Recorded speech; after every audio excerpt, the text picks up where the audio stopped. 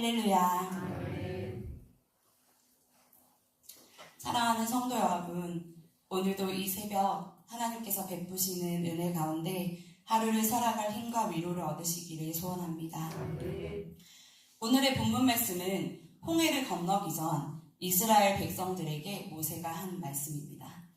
우리는 이미 홍해가 어떻게 갈라지고 애굽의 그 철병거와 군사들이 그 바다 안에 어떻게 수장되어 버린 것을 이미 알고 있기에 이 말씀이 든든하고 굉장히 마땅히 할 만한 말이라 생각이 됩니다. 그러나 이스라엘의 백성들의 상황은 그렇지 않았습니다. 하나님께서 모세를 통해 애굽에 장장 10가지가 되는 재앙을 내리시고 이들을 구원해내셨습니다. 그리고 백성들이 애굽에서 광야로 나왔는데 사실은 쭉 가면 편안하게 빠르게 갈 수 있는 길이 있었습니다. 그런데 하나님께서 그들을 가까운 길로 인도하지 않으시고 둘러서 가게 하셨습니다. 왜냐하면 가까운 그 길에는 블레셋 사람들이 있었는데 막 노예 생활을 마치고 나온 이 이스라엘 백성들이 블레셋 사람들을 만나 전쟁을 하게 되면 마음을 돌이켜 애굽으로 돌아갈까 하셨기 때문이라고 출애굽기 13장 17절에 말씀하고 계십니다. 그리고선 낮에는 구름 기둥으로 밤에는 불 기둥으로 그들의 길을 인도하셨습니다. 13장 21절을 보면 여호와께서 그들 앞에서 가시며 낮에는 구름 기둥으로 그들의 길을 인도하시고 밤에는 불 기둥을 그들에게 비추사 낮이나 밤이나 진행하게 하시니 라고 하십니다. 즉 이스라엘 백성들이 지도가 있었던 것도 아니고 나침반이 있었던 것도 아니며 그저 하나님께서 구름기둥, 불기둥으로 인도하시는 길을 따라서 간 것이죠. 그런데 그들이 도착한 땅이 이상합니다. 14장 1절에서 2절 말씀을 보면 여호와께서 모세에게 말씀하여 이르시되 이스라엘 자손에게 명령하여 돌이켜 바다와 믹돌 사이에 비하히롯 앞 곧 바알스본 맞은편 바닷가에 장막을 치게 하라고 하셨습니다. 그런데 이 땅이 어떤 땅이냐면 바다와 믹돌 사이라고 되어 있는데 바다는 우리가 잘 아는 그 홍해 바다이고요.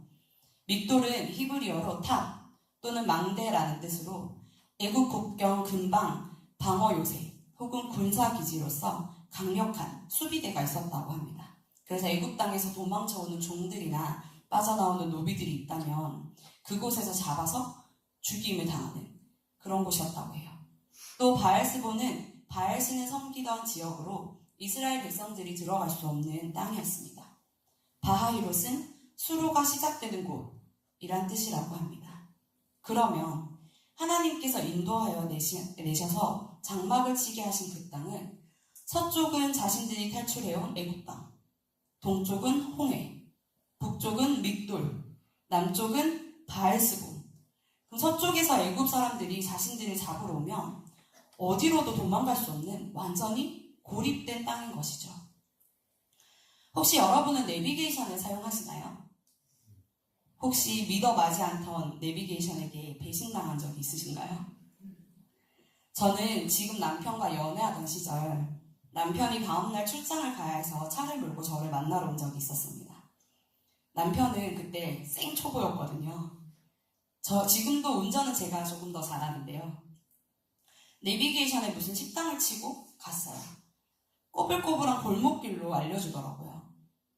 근데 어느 순간 간신히 빠져나가던 그 좁은 골목길에 차들이 너무 많이 주차되어 있어서 더 이상 지나갈 수 없겠더라고요. 근데 그 길을 겨우 간신히 온 거라 뒤로도 차를 뺄 수 없는 상황이었습니다. 이러지도 저러지도 못한 채 한참을 서가지고 어떡하냐. 그때 제가 운전을 조금 더 잘하긴 했지만 제가 몰던 차가 아니라 저도 조심스럽고 남의 회사 차라 어떻게 할 수가 없는 거예요. 한참을 그렇게 서 있었는데 골목에 한 아저씨가 담배를 피러 나오셨습니다. 그 아저씨한테 가가지고 제가 차 좀 빼주세요 라고 부탁해서 그 아저씨가 간신히 차를 빼주셨던 일이 있었습니다. 얼마나 진땀이 나고 배는 고프고 나중에 나와서 큰 길을 돌아 갔더니 그 식당이 큰 길가에 떡하니 있는 거예요. 앞에 주차자리도 굉장히 넓더라고요. 어떤 설정으로 되어 있었는지 몰라도 그 내비게이션에게 배신을 당한 기분이었습니다. 아, 내비게이션을 이거 다 믿을 게 못 되는구나 라고 생각했죠. 또 아는 사람 이야기인데 일본 여행을 갔대요. 지도를 보는 구글맵이라는 어플에 목적지를 입력하고 거기서 가르쳐주는 대로 갔는데 갑자기 웬 철길이 나오더래요. 조금 통과하면 되나 보다 하고 그 철길을 따라가서 가는데 중간중간에 길이 없어지고 숲풀도 나오고 그렇게 길을 헤치면서 가는데 길을 벗어날 수 있는 길이 없더라는 거예요. 돌아가자니 온 길이 있으니 막막하기도 하고 계속 가자니 이러다가 국제 미아가 되는 건 아닐까 하는 마음에 간신히 어찌저찌 철길을 따라서 2시간을 걸어갔더니 목적지에 비슷한 길이 나왔대요. 근데 이미 가려고 했던 식당은 문을 닫을 시간이 됐고 지치고 힘들어서 겨우 편의점에서 끼니를 때우고 숙소로 돌아왔다는 이야기를 들은 적이 있습니다. 지금 이스라엘은 무려 하나님께서 허락하신 초자연 내비게이션인 구름기둥과 불기둥을 따라 400년이 넘는 종살이에서 해방되어 약속하신 땅, 젖과 꿀이 흐른다는 그 땅을 향해 가고 있었는데 믿었던 하나님의 내비게이션이 인도하신 땅이 바로 홍해암, 사방이 막힌 사면초가의 땅인 것입니다. 이스라엘 백성들이 인도하시는 대로 가서 장막을 치고 하는 동안 애굽에서는 어떤 일이 벌어졌을까요? 14장 4절에 보시면 하나님께서 바로의 마음을 완악하게 하셨습니다. 그래서 5절에서 바로와 그의 신하들이 마음이 변하여 이스라엘 백성들을 놓아준 것을 후회하며 자기들이 다 써서 나가라. 분명 그렇게 보내줘 놓고 이제 와서 그 백성들이 도망갔다고 하며 다시 잡으러 오게 됩니다. 이상한 것은 하나님께서 분명히 블레셋 사람들과 전쟁을 하면 겁먹고 이스라엘 백성들이 다시 애굽으로 돌아갈까봐 굳이 둘러둘러 길을 인도하셨다고 했는데 지금은 구름기둥 불기둥으로 굳이 인도하셔서 도망도 못 갈 그 땅에 이스라엘 백성들을 인도하시고서 바로의 마음을 완악하게 하시고 이스라엘 백성을 잡으러 오게 하신 것입니다.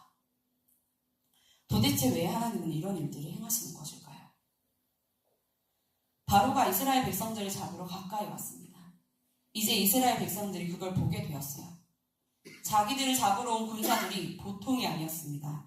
7절에 보시면 선발된 병거 600대와 애굽의 모든 병거를 동원하여 지휘관들이 다 거느렸다고 합니다.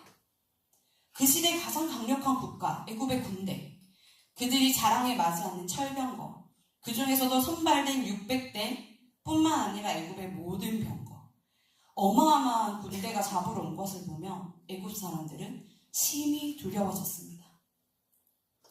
앞으로 가면 바다에 빠질 것이고 옆으로 가자니 애굽에 가장 강력한 수비대가 있고 다른 옆으로는 우상을 숭배하는 자신들을 받아줄 리 없는 땅이고 그야말로 하늘로 솟아야 하나 땅으로 꺼져야 하나 어떻게 해야 하나 방법이 없는 상황이었습니다. 그러니 그들은 모세에게 강력히 항의를 합니다. 불평하고 원망을 합니다. 애굽에 우리 무덤이 없어서 이 광야에서 죽게 하느냐, 당신이 우리를 이끌어내어 우리를 광야에서 죽게 하느냐 하고 원망합니다. 우리가 내버려 두라고 하지 않았냐, 애굽 사람을 섬기며 그냥 살겠다고 했는데 왜 우리를 애굽에서 이끌어냈느냐 하고 원망합니다. 그들은 분명 고된 노역으로 인해 탄식하였고 구원을 열망했었습니다. 그리고 그들의 탄식을 들으사 하나님께서 그들을 구원해내셨습니다. 그 모든 과정 속에서 그들은 10가지의 재앙을 베푸시는 하나님을 분명히 보았습니다. 어린 양의 피를 바른 자신들의 집만 건너뛰고 애굽의 모든 집의 장자가 가축의 첫 번째 새끼가 죽는 것을 똑똑히 보았습니다. 그렇다면 그 땅에서 자신들을 이끌어내신 분이 누구십니까? 하나님이십니다. 그런데 극심한 두려움 속에서 이들은 모세에게 당신이 우리를 이끌어냈다 하며 원망합니다. 그냥 애굽에서 종살이하다 죽는 것이 낫겠다 하며 불평합니다. 이것이 그들의 믿음의 민낯입니다. 운동선수들은 혹독한 훈련을 합니다. 계속해서 훈련을 거듭하여 자신의 기록을 갱신하고 자신들의 몸을 극한으로 내몰아갑니다. 왜 그렇게 할까요? 극심한 긴장을 하게 되는 시합에서 어떤 돌발 상황이 벌어질지 모를 상황에서 훈련된 몸이 자동적으로 반응하게 하려고 하는 것입니다. 이스라엘 백성들은 혹독한 훈련을 받았습니다. 애굽의 종으로서 말이죠. 430년 동안 애굽 사람의 종으로서 몸이 반응하게 훈련되어 왔고 철저히 애굽 왕과 애굽 군대를 두려워하도록 다스려졌습니다. 그러니 살아계신 하나님, 온갖 재앙을 내려 애굽에서 자신들을 털끝 하나 다치지 않도록 지키시고 보호하시며 이끌어내신 하나님을 똑똑히 보았으면서도 경험했으면서도 자신들을 뒤쫓아온 군대를 보자마자 극심한 두려움을 느낄 수밖에 없었습니다. 하나님보다 애국 군대를 더 두려워하도록 훈련되어 온 결과인 것이죠. 위기의 순간에 그들의 본심이 드러났습니다. 그러나 모세는 어떠했습니까? 오늘의 본문 말씀을 다시 한번 함께 읽어볼게요. 출애굽기 14장 13절 14절입니다. 시작. 모세가 백성에게 이르되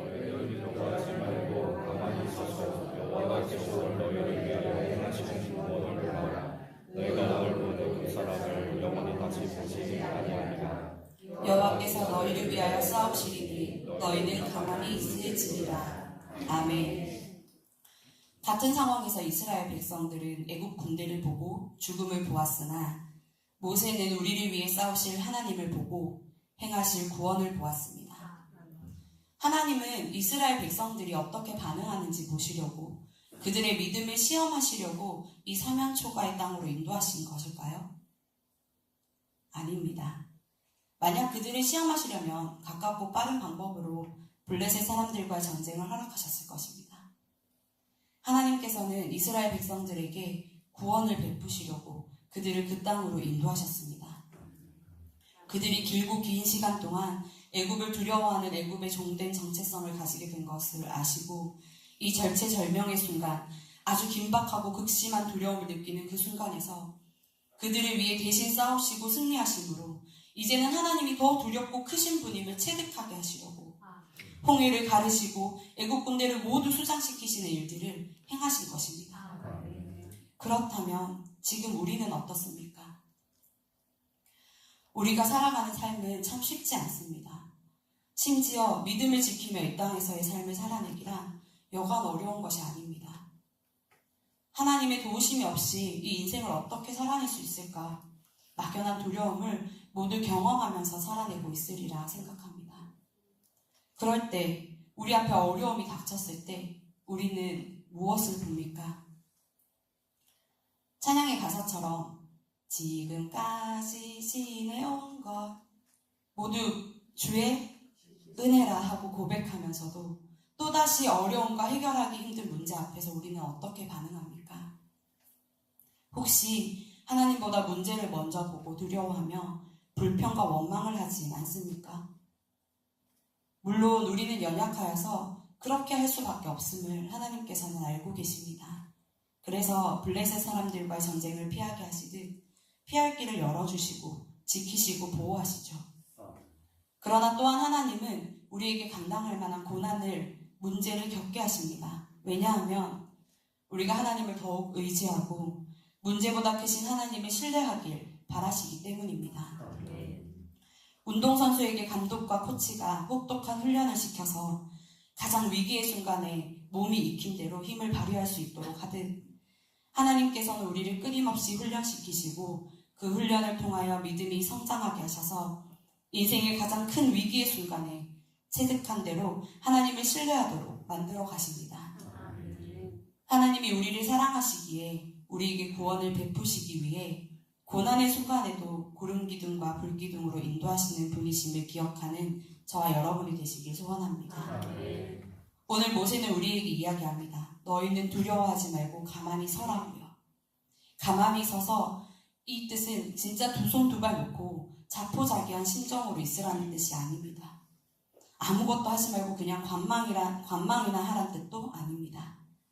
불평하고 원망하는 말을 쏟아내고 문제를 더 큰 문제로 삼아 계속해서 걱정하지 말고 하나님을 신뢰함으로 잠잠히 기도하며 하나님께서 하실 일을 기대하는 마음으로 두려워 말고 서 있으라는 뜻입니다.